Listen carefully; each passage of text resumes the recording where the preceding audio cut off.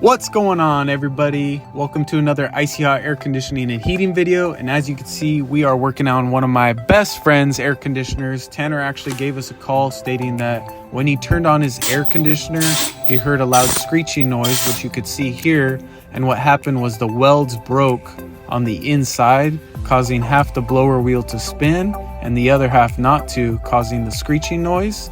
So we went ahead and called the supply house, ordered a new blower wheel, which they actually had to ship from across the country. Once that came in and about a week later, we went ahead and cleaned the blower wheel and then made sure it was aligned properly, as you can see here. Once it was aligned properly, we went ahead and re-secured it back onto the furnace, and then we went ahead and tested it. We have a 21 degree difference, meaning 71 degrees at the thermostat and 50 degrees coming out of the supply air. And when we cleaned the coils outside, we actually caught a lizard. Anyway, blower's on, air conditioner's running great. Let's go.